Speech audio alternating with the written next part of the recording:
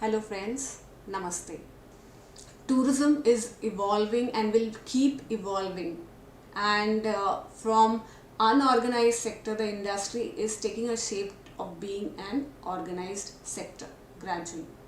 So when I said of taking a shape of organized sector, there are various tourism organizations, association, groups who are giving a proper shape to this industry, contributing towards the development of this industry. So these organizations, what they actually do, they deploy people, they have a proper working function, a purpose behind in contributing towards the growth and development of tourism. So the aim of these organizations is to have a combined effort so that they can work on proper planning, development and growth of tourism sector. The members of these organizations with a similar discipline, they try to develop their discipline areas. So there are various tourism organizations like travel agencies, they have their own tourism organizations bodies. Tour operators have their own tourism organization bodies. Then for tourists there are various organization bodies. Then for state level, international level, national level, there are various forms of tourism organizations which keeps pushing towards the development of tourism. The national and international tourism organization, they have played a very significant role in strengthening this tourism industry. And when we talk about the international organization body which are active and which have contributed a lot for the development of tourism is UNWTO, PATA, IATA, then we have UFTA, we have various other bodies, Asia Pacific Travel Agency body. Then there are worldwide n number of bodies which has come and started helping the tourism segment to come. The major contribution we can find is of UNWTO, which came into existence in 1975 and then gradually started providing training, the statistical information and pooling all the bodies together to work for the growth of tourism industry in a combined form. When we talk about the historical development of these international bodies, it has been traced that in 1908, three countries, France, Spain and Portugal, felt the need of coming up with a federation of tourist association, and they founded the Franco-Hispano-Portuguese Federation of Tourist Association, which was the first international tourist organization body which emerged, and then based on their way of working, the other tourism organizations came into existence. As I said in the class, in the starting of the session, that the department which we'll be discussing in today's session would be mostly of the organization bodies in India. So we would start with the Department of Tourism, Government of India. This is the primary body which was formulated under the recommendation of Sir John Sargent's committee. So based on this Sir John Sargent's committee, this separate organization was developed, and then gradually we could see that lots of development in tourism of India came into picture. So in the year 1948, an ad hoc tourist traffic committee was constituted in the Ministry of Transport for the purpose of development of tourism in India. So under this body, a ad hoc committee was developed for transport and hotel industries, and their main aim was to measure the number of arrivals of tourists in India and to attract tourists from foreign countries. So there is like to keep a data and promote tourism in the other countries. So this was the main aim of the ad hoc committee, and they started having their own bodies in America, offices in USA and in UK, so that the promotion and the marketing activities would happen in a full-fledged and in accelerated form. Then it was observed that in 1952 the India Tourist Office, they had the first promotional office for India, which was in New York, and they started giving information to the citizens of USA for the various tourist attractions in India, what are the accessibilities and accommodations, and they started distributing the brochures, pamphlets there. The Department of Tourism and Civil Aviation under the Ministry of Tourism works for the compilation, collection and dissemination of tourist information in India and abroad, and basically they take care of all the civil aviation activities in India for at the government and non-government levels. Even when we talk about the formalities which are required for international tourists to travel are being taken care by Department of Tourism, so that the visa facilities or the consulate activities should be a very hassle-free activity for the international tourists. The development of tourist facilities and specifically for international tourists to come to India, all these things are being taken care by the Department of Tourism. Publicity is always the integral activity of Department of Tourism. Regulation of various travel trade activities, like for stay, especially for the hotels, for the hostels, for travel agents, wildlife, then car rental activities, shopkeeper, all these things are being under the control of Department of Tourism, and they majorly look after of all the provisions of information from their website for the foreign tourist arrivals, the domestic tourism activities, any form of market research activities which are required, sponsorship or providing of funds for the research activities in tourism is being taken care by Department of Tourism. Now when we talk about the sector wise or which comes under Department of Tourism is Indian Tourism Development Corporation. This particular body was established in 1966. Basically their role was to come with the mission of playing a catalytic role in the development of tourism infrastructure in the country, and they started developing various strategic business units for providing good stay facilities to the tourists and giving them the value for their money. And it is under the Ashok group of hotels in India. So here you can see the main objectives of ITDC, India Tourism Development Corporation, is to function as an efficient corporate house with improved productivity levels and profit margins, and they play a major role in the development of tourism infrastructure in the country.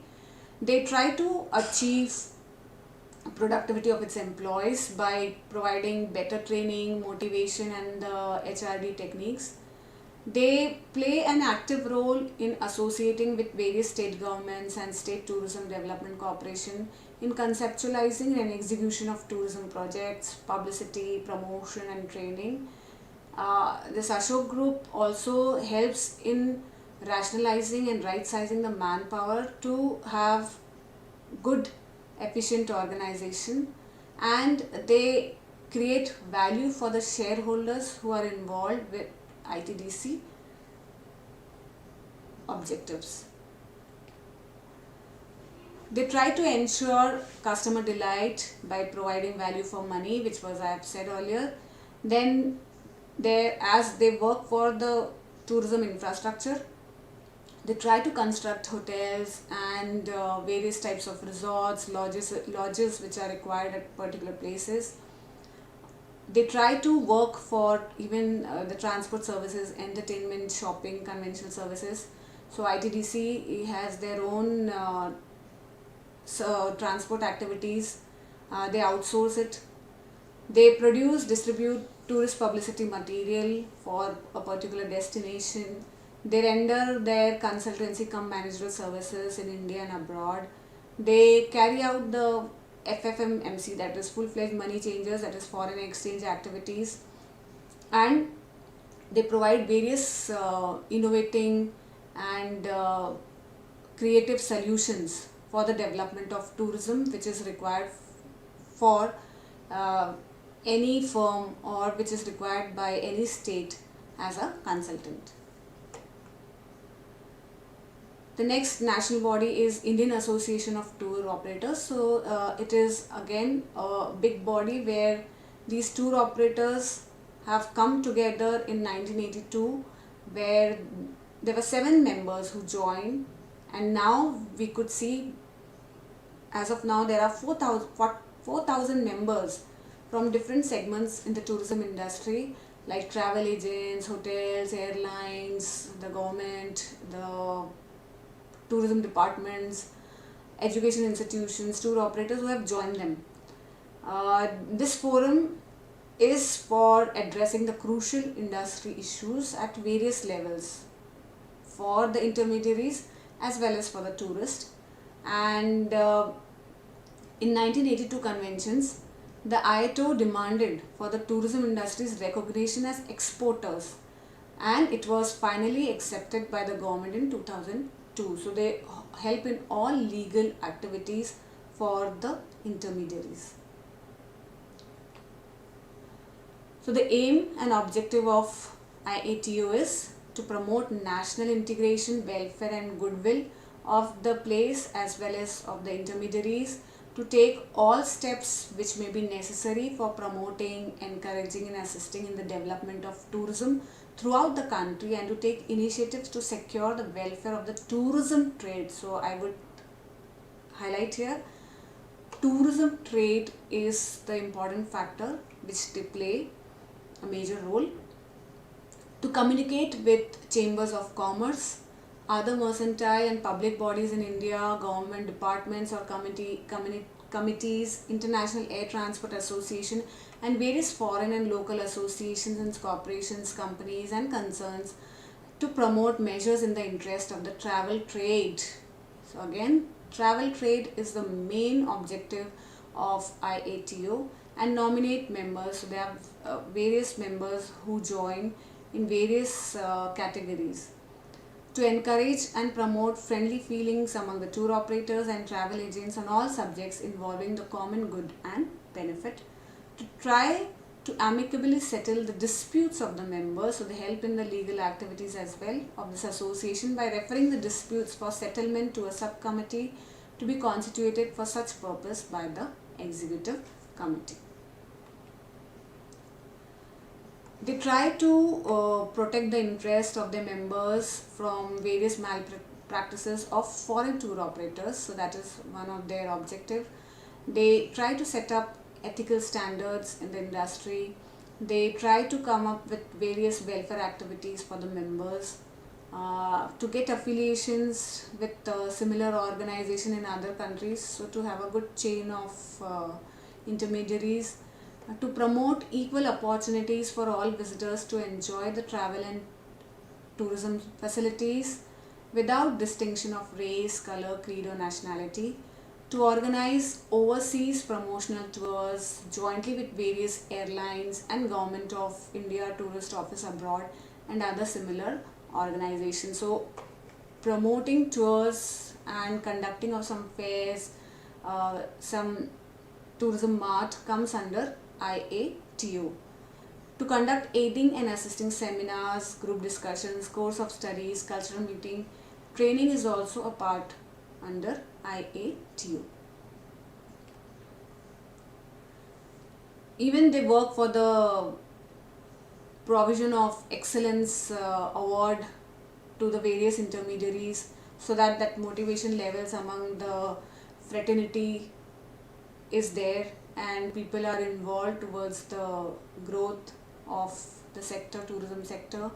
They help the students to get a scholarship uh, and do some research activities. They other objective is to institute chairs and fellowships in India, to take initiative and ensure that the problems affecting any of the services relating to tourism trade are sorted out through the mediation of the association. They try to have get the regular reports about the achievements of the members and have a conducive environment to print and publish information material for the benefits of the members. These are the objectives of IATO. Now we will be talking about the next important national body, that is Travel Agents Association of India, TAI. So again, it has been observed that TAI was formed in the year 1951 by a group of 12 leading travel agents, and they felt that there is a need to create an association so that they can have some regulation in the travel industry, and they can come up with sound business principles. And their primary purpose was to protect the interest of the members who are engaged in the industry and to have a orderly growth and development, safeguard the tourist from any form of exploitations of the other defaulters. The aims and objectives of TAI is conscious of the efforts of the travelling public. So here we can see that TAI is more into the traveller's point of view, the tourists' interest, and they believe into getting involved into high ethical standards within the travel trade. TAI aims for the improving of the standard of services and professionalism in the tourism industry. It could be within India and internationally. And they are engaged in promoting mutual cooperations among the various segments of travel and tourism industry, among TAI members and in the industry as a whole. Now we will be discussing about FHRAI, which is the Federation of Hotel and Restaurant Association of India. It is one of the apex body which is of the 4 regional associations representing the hospitality industry. So they have 4 regional associations, and they are basically to provide an interface between the hospitality industry, to give a political leadership for the growth of hotel sector, and some training, academics involvement as well, international associations, and for other tourism sector as well for their contributions. FHRI is committed to promote and protect the interest of the hospitality industry. It was established in the year 1955, and as I said, they have 4 regional associations: Eastern, Northern, Western and Southern region of India. The principal mission of FHRI is to represent, promote and develop the hospitality industry in India.